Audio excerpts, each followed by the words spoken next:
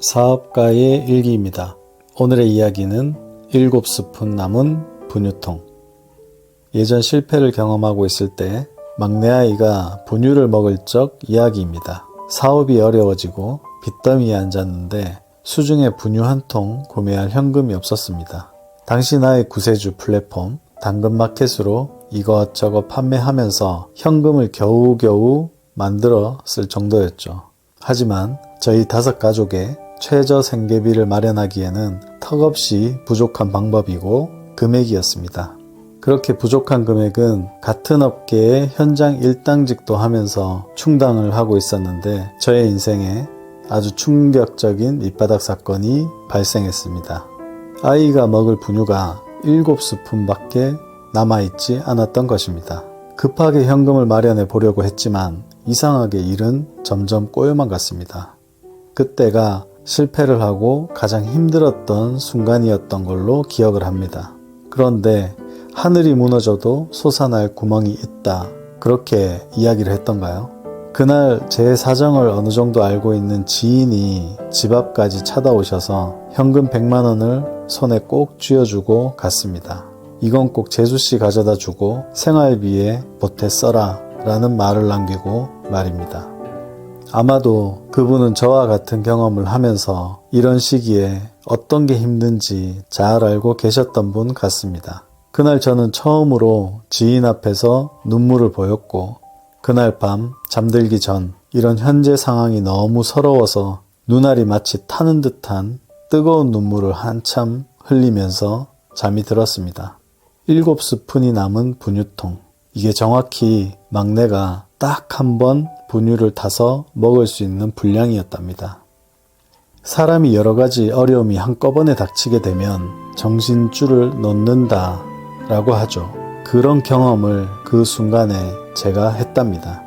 무엇이 우선이고 무엇을 해야 하는지 모를 정도로 무기력과 우울증에 시달리고 있었던 순간입니다.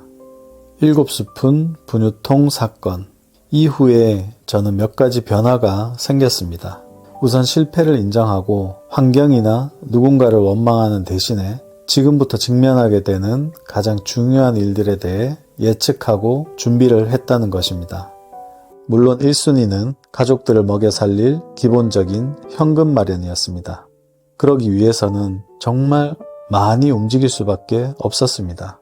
본업인 CCTV 공사를 직접 뛰었고 추운 날, 더운 날, 밤낮 가리지 않고 일을 받아왔습니다. 그리고 태어나 처음으로 높은 곳으로 올라가 그 구조물에서 CCTV를 다는 작업도 해보았답니다. 정말 높은 곳에 올라가서 들게 된 후회, 그런 것들은 아직까지 기억 속에 어제 일처럼 생생하게 남아 있습니다. 그리고 일하지 않는 남는 시간을 이용해서는 두 법인의 과거 장부를 확인하고 정리하면서 무엇이 잘못되었는지 확인했고 문제를 하나하나 해결하기 위해 노력을 했습니다. 처음에는 힘들던 일들이 점점 익숙해지고 육체적, 정신적 노동 후에는 불면증에 시달릴 겨를 없이 눕기만 하면 잠이 들었습니다. 그렇게 하루하루를 이겨내다 보니 무려 10여 킬로 정도 빠졌던 체중도 어느 정도 다시 올라오고 아이들이 먹을 식비 정도는 걱정하지 않을 정도가 되었답니다. 그러다 보니 막내 아이는 분유를 떼고 유아식을 먹을 만큼 세월이 흘러갔네요. 누군가 TV에서 바닥을 찍어 본 적이 있냐라는 질문에 저는 분유통이라는 키워드가 생각이 났습니다. 아마 10년 뒤에, 20년 뒤에 바닥이라는 그 단어만 들어도 전 분유통이 생각이 날 것 같습니다. 실패를 하고 후폭풍이 완전히 사라지지 않은 요즘도 가끔 바닥이었던 그때 7스푼 남은 분유통을 생각하며 마음을 다시 한번 가다듬어 본답니다. 아마 그런 사건이 없었다면 나는 더 단단하고 큰 사람이 되지 못했을 수도 있습니다.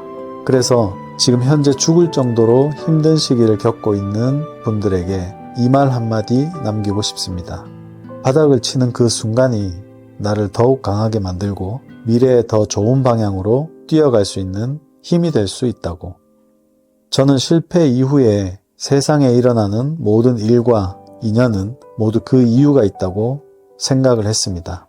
더 많이 깨닫고 더 많이 알게 되고 더 많이 강해진 것이죠. 여러분, 제가 다시 강조하지만 나쁜 일이 좋은 일로 흘러갈 수 있다는 것을 우리는 알고 있어야 됩니다. 그리고 그것을 인지하고 기대해야 됩니다.